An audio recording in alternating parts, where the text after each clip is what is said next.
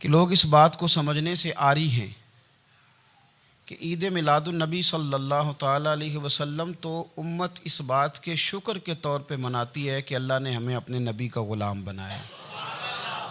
آؤ میں تمہیں مسلم شریف پڑھ کے سناتا ہوں، اور راوی بھی وہ بندہ جو ہر وقت حضور کے قریب رہتے تھے، حضرت انس بن مالک رضی اللہ تعالیٰ۔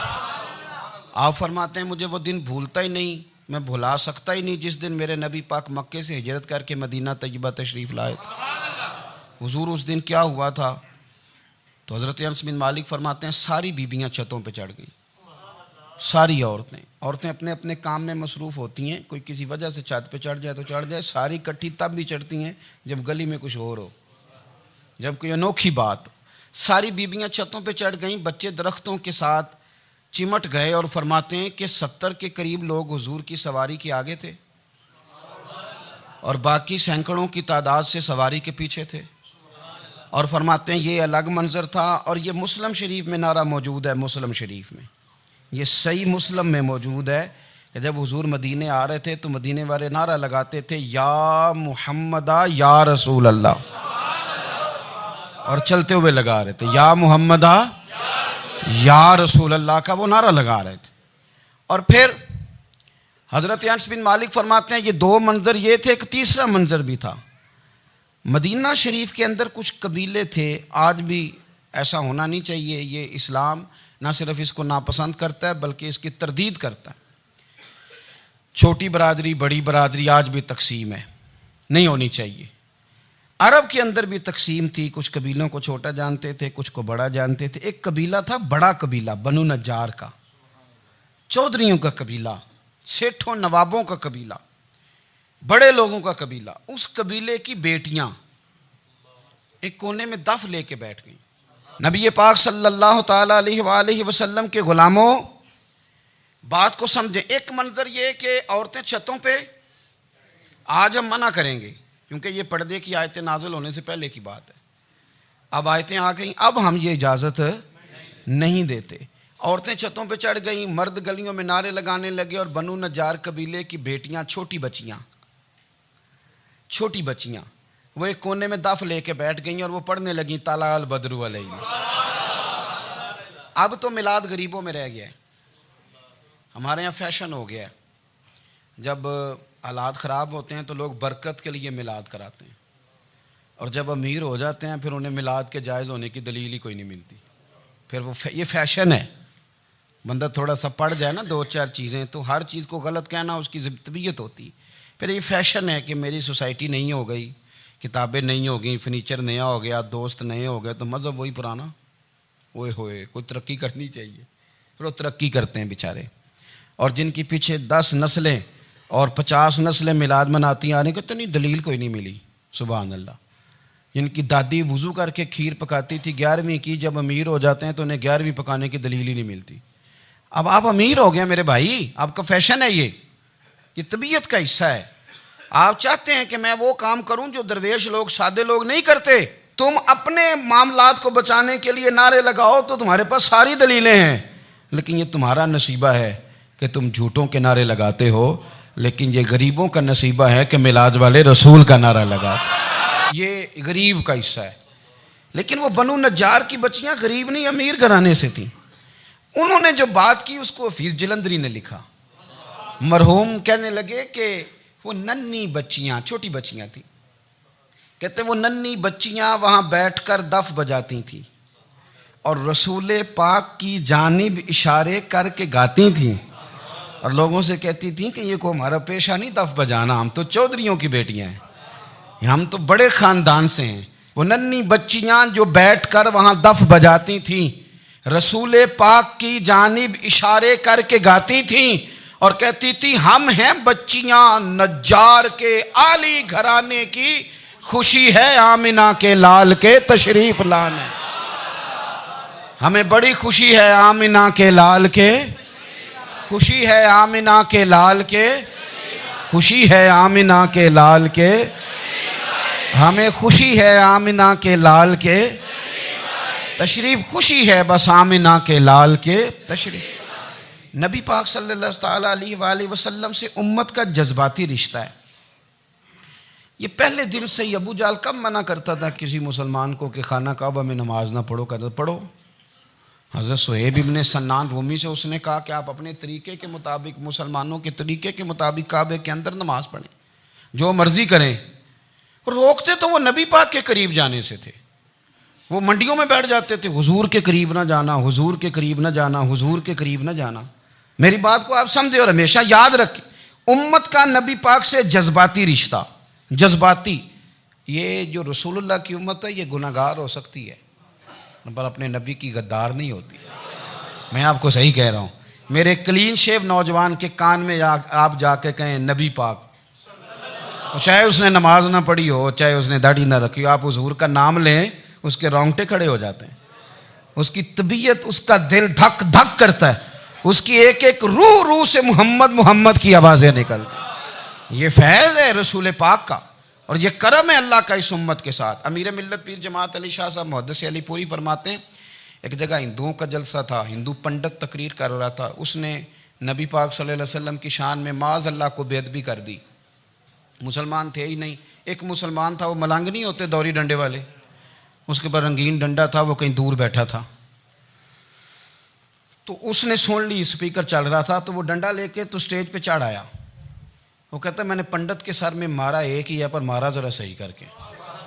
وہ ڈھیر ہو گیا، لوگوں نے گرفتار کر لیا، جیل میں چلا گیا. پیر صاحب کہتے ہیں میں ملنے گیا، بندے کو بسم اللہ بھی سیدھی نہیں پڑھنی آتی، سورۃ اخلاص بھی ٹھیک نہیں آتی، اسے ربنا آتینا دعا نہیں کر سکتا، ملنگ ہے. میں ملنے گیا اور میں نے کہا یار نہ تو نماز پڑھے، نہ داڑھی رکھے، نہ تو مسجد جائے، پر تو نے کمال کر دی. تو کہتے ہیں پیر صاحب چھم چھم رویا اور پنجابی میں کہنے لگا پیر صاحب میں گناہ گار ہاں پر اپنے نبی دا غدار تے نہیں نا. یہ گناہ گار اور غدار میں فرق ہوتا ہے. میں گناہ گار ہوں پر یہ تو نہیں نا کسی کی ضرورت کہ میرے سامنے میرے نبی کے بارے میں بات کر جائے اور ساڈی اچھی تے سچی سرکار نو گل کر جائے. یہ بات آپ سمجھیں.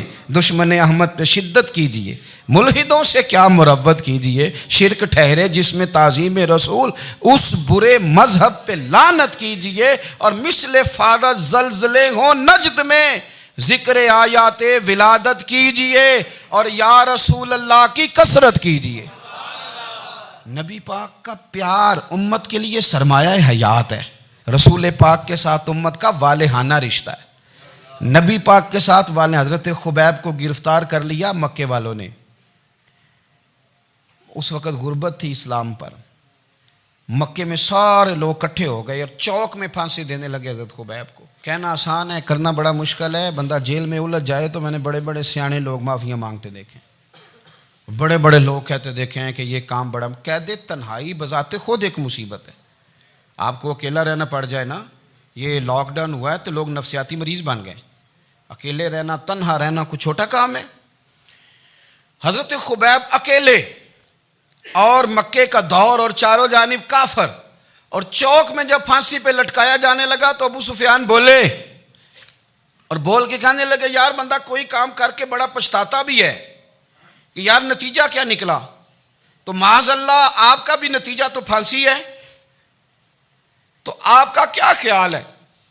یہ آپ یقین کریں کہ لوگ صحیح صحیح ساتھ چلتے ہیں، تھوڑی سی دشواری اٹھانی پڑ جائے تو کہتے ہیں میں گھر ہی ٹھیک تھا، پر انہی پتھروں پہ چل کے اگر آ سکو تو آؤ.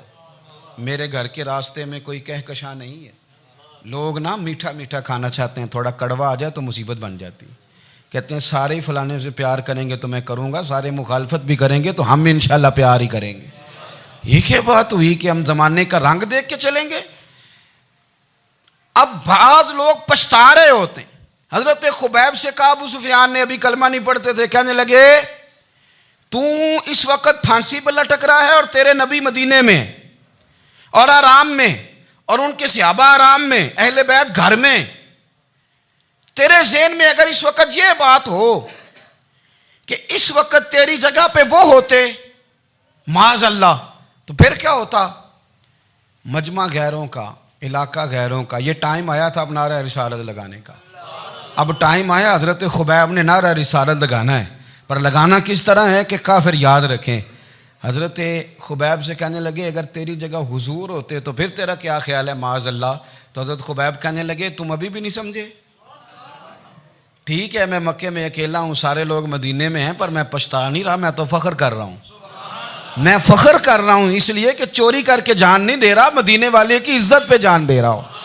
میں فخر کر رہا ہوں. فرمایا سن, تو کہتا ہے تیری جگہ حضور ہوتے اور تم انہیں یہاں معاذ اللہ پھانسی پہ لٹکاتے. فرمایا سن, میں تو یہ بھی پسند نہیں کرتا کہ میں گھر میں بیٹھا ہوں اور میرے نبی کو ہلکا سا کانٹا بھی چبھ جائے. ہمارا اپنے نبی سے محبت کا رشتہ ہے, ایک کانٹا بھی حضور کے قدم مبارک میں چبھے ہمیں برداشت. مجمع ان کا تھا, نعرے لگ رہے تھے, ہم نے مسلمان پکڑ لیا, لیکن حضرت خبیب نے اکیلے, اللہ کرے آپ کو میری بات کی سمجھ آئے, اللہ کرے آپ کو سمجھ آئے, اکیلے جب پھانسی کے تختے کے قریب نعرہ لگایا نا کہ میں تو کانٹا بھی نہیں چبھنے دوں گا اپنے نبی کو, اب سارے ہار گئے. اب اس ایک جملے نے نا ان کو شکست خوردہ کر دیا. اب بول کچھ نہیں سکتے تھے, گردنیں جھک گئیں. اور جب سناٹا چھایا تو ابو سفیان ساتھ والے سے کہنے لگا باقی ساری باتیں اپنی جگہ پر ہیں, پر اصحاب محمد سے پیار تو بڑا ہی کرتے ہیں نا. اور وہ کچا رنگ للاری والا جیڑا چڑھدا تے لیندا رہندا, اے عشق تیرے دا رنگ محمد چڑھ جائے پھر نہیں لیندا. کہا یار پیار تو یہ کرتے ہیں نا, اس میں کوئی شک والی بات. اس پیار سے کافر ڈرتا ہے. نبی پاک کے ساتھ جذباتی وابستگی, حضور کے ساتھ غلاموں کا جذباتی رشتہ, اور نبی پاک صلی اللہ تعالی علیہ وسلم کی آمد پر تشکر کے جذبات. امام رازی نے لکھا ہے کہ حضرت موسیٰ کلیم اللہ علیہ السلام نے تورات کی تختیوں کے اندر ایک امت کا ذکر پڑھا کہ جو امت گناہ کا ارادہ کرے گی تو گناہ لکھا نہیں جائے گا جب تک کر نہ لے, اور نیکی کا ارادہ کرے گی تو رب ان کی نیکی لکھ دے گا, اور جب وہ کر لے گی تو اللہ 10 گنا اجر عطا کرے گا. اور وہ ایسی امت ہوگی کہ جن کے چہرے قیامت کے دن نور کی طرح چمکیں گے, اور وہ امت ہوگی جن کی اللہ تعالیٰ زمین ساری پاک فرما دے گا, جہاں نماز پڑھیں گے نماز ہو جائے گی. یہ تذکرے پڑھ کے تو حضرت موسیٰ کلیم عرض کرنے لگے اللہ یہ امت میری بنا دے. تو رب کریم نے فرمایا کہ موسیٰ نہیں, یہ تو میرے محبوب کی امت ہے. فرمایا یہ تو میرے نبی پاک کی امت, حضور کی امت. اللہ اکبر. حضرت موسیٰ معمولی آدمی نہیں, وہ جلیل القدر پیغمبر ہیں جن کا قرآن کے ہر سپارے میں تذکرہ ہے, کہیں واضح طور پہ کہیں اشارتاً, ہر پارے میں. اور حضرت موسیٰ اللہ کے وہ نبی ہیں جو رب سے ڈائریکٹ باتیں کریں کوہ طور. کہا اے موسیٰ یہ امت تو میرے نبی کی ہے. تو حضرت موسیٰ علیہ السلام عرض کرتے ہیں, امام رازی نے لکھا ہے, کہتے ہیں اے اللہ پھر مجھے اپنی نبی کی امت میں شامل کر. وہ یار ہمیں لوگ کہتے ہیں میلاد نہ مناؤ, جس امت میں آنے کے لیے حضرت موسیٰ نے دعا مانگی, جس محبوب کی غلامی کے لیے, ہمیں تو دعا بھی کوئی نہیں مانگنی پڑی, اللہ نے فضل سے ہی مدینے والے کا غلام بنا دیا. تو ہم حضور کے تذکرے نہ کریں, ہم تشکر نہ کریں, ہم نبی پاک صلی اللہ تعالی وسلم کی نعت نہ پڑھیں, ہم حضور کے آنے پر جشن کا اظہار نہ کریں. ہر وہ جائز طریقہ جس سے اظہار خوشی ہو سکے وہ میلاد پہ کرنا چاہیے, اور اس کے لیے اسباب بنانے چاہیے. امت کا ایک جذباتی انداز ہونا چاہیے نبی پاک کے ساتھ, ایک وارفتگی, ایک ذوق, ایک طبیعت کے اندر وجدان. نعرہ مطلب اس طرح نہ ہو کہ بس چل رہا ہے کام. میں نہیں ہوں قائل, میں کہتا ہوں پہلے تو کوئی لگائے نا, اور پھر نعرہ جب لگتا تھا نا تو مسلمانوں کے یہاں نعرہ لگتا تھا تو بڑے بڑے لوگ کانپ جاتے تھے. صوفیاء نے لکھا ہے کہ حضرت عمر نے جب کلمہ پڑھا نا تو 39 بندے کلمہ پڑھتے تھے. تو نبی پاک نے رات کو دعا مانگی, اے اللہ عمر کو مسلمان کر کے اسلام کو عزت دے. حضرت عمر سویرے آ گئے, میں وہ تفصیل میں نہیں جاتا, بات لمبی. حضرت عمر جب آئے نا اور انہوں نے آتے جب کہا نا کہ میں کلمہ پڑھنے آیا ہوں, تو حضور اتنے راضی ہوئے کہ نبی پاک نے کہا اللہ اکبر. تو صحابہ نے نعرے لگائے اللہ اکبر اللہ اکبر, یعنی 40 لوگ مسلمان ہوئے تو نعرے لگے. ہمارے صوفیاء کہتے ہیں حضرت عمر کے آنے پر جب نعرے لگے تو بتاؤ کہ وہ تو نعرہ تکبیر لگا, نعرہ رسالت کیوں نہیں لگا؟ تو کہتے ہیں گویا ہمیں حضور نے یہ سمجھایا ہے, حضور کے اشاروں نے سمجھایا ہے کہ میں اب اپنے نعرے خود تو نہیں نہ لگاؤں گا, میں نے تو اللہ اکبر کہہ دیا, عمر آ گیا ہے میرے نعرے لگاتا رہے گا. نعرے لگیں گے. حضرت عمر نے پہلے دن ہی کہا کہ حضور آپ سچے رسول ہیں تو چھپ چھپ کے نماز کیوں پڑھیں. شروع ہو گئے نعرے, حضور آپ سچے ہیں تو چھپ چھپ کے نماز کا کیا معنی ہو؟ تو حضور نے فرمایا تیرا کیا ارادہ؟ عرض کی حضور سارے نہیں, ایک میں ایک امیر حمزہ, ایک لائن کے آگے وہ لگ جائے, ایک کے آگے میں لگ جاؤں, اور باقی مسلمان جتنے ہیں کل 40 تھے, پیچھے 18 19 بچیں گے. تو ایک لائن میں وہ ہو جائیں، ایک میں آگے، ایک میں امیر حمزہ ہو، ایک میں ہوں، تو دیکھ لیتے ہیں یہ ہمیں نماز کیسے نہیں پڑھنے دیتے. ہاں دیکھ لیتے ہیں. آئے نا میدان میں، ادھر آ ستمگر ہنر آزمائیں، تو تیر آزما ہم جگر آزمائیں. اور غلامان محمد جان دینے سے نہیں ڈرتے، یہ سر کٹ جائے یہاں رہ جائے کچھ پرواہ نہیں کرتے. فرمایا ابھی پتہ چل جاتا ہے نا. ایک لائن میں حضرت امیر حمزہ ہو گئے، ایک میں حضرت عمر ہو گئے. پہلے یہ مارتے تھے جو حرم شریف میں مسلمانوں کے طریقے پہ نماز پڑھتا تھا. یہ جلوسوں کی بڑی برکت ہے، اندر بیٹھے رہے نا چپ کر کے، نکل جائیں تو پتہ کچھ بھی نہیں چلتا. جب نکلتے ہیں نا لوگ کہتے ہیں جلوس کیا معنی ہے، تو میں بتاتا ہوں نا جلوس کا معنی کیا ہے. حضرت عمر نے باہر نکلے 2 لائنوں کا جلوس، لمبا بھی کوئی نہیں، بندے بھی 40. اور جناب فاروق اعظم باہر نکلے تو عمر کا نعرہ، عمر کا. حضرت عمر نے یوں کر کے آستینیں بازو کی چڑھا لیں اور اپنے گلے میں جو ان کے رومال تھا نا اس کو یوں سینے پہ باندھا، اور اس ہاتھ میں تلوار تھی تو یوں کر کے باہر لہرائی. کہنے لگے او مکے کے کافرو ادھر آؤ میرے سامنے. جس نے اپنی بیوی بیوہ کرانی ہو، جس نے بچے یتیم کرانے ہوں، وہ آئے میدان میں. مصطفیٰ کے غلام آج سڑکوں پہ نکل آئے میدان میں ہمارے سامنے ہمارا مقابلہ کرے. آئے نا میدان میں، ہم نکلے ہیں. اب ہم یہاں کعبے میں اعلانیہ نماز پڑھیں گے، ہم پڑھیں گے. طاقت ہے تو آؤ نا ہمارا مقابلہ کرو، آؤ. کفر بذات خود بہت بڑا جھوٹ ہے، اور جھوٹ کے پیر بس 2 بندے نکلے تلواریں لے کے آگے. تو پھر حضرت عمر نے اعلانیہ نماز پڑھوائی خانہ کعبہ. تو میرے بھائی رسول اللہ صلی اللہ علیہ وسلم کے غلام تو جب نعرہ لگاتے تھے تو ہو ہی کمال جاتا تھا. پھر بریلی کے امام بولے، کہنے لگے پیش حق مجدہ شفاعت کا سناتے جائیں. حضور قیامت کے دن آگے نا ہمارے آگے خوشخبری دیں گے، کہیں گے تم فکر نہ کرو، آ جاؤ میں تمہیں بخشواتا ہوں، میں تمہاری سفارش، آ جاؤ پیچھے. حضور نہ پیش حق مجدہ شفاعت کا سناتے جائیں گے. یقین کریں بریلی کے امام کو بھی بڑا ہی رنگ آتا ہے بیان کرنے کا. کہنے لگے آپ روتے جائیں گے. اللہ کو منانا ہے نا حضور نے. کہتے ہیں پیش حق مجدہ شفاعت کا سناتے جائیں گے، آپ روتے جائیں گے پر ہم کو ہنساتے جائیں گے. باغ جنت میں محمد مسکراتے جائیں گے، پھول رحمت کے گریں گے ہم اٹھاتے جائیں گے.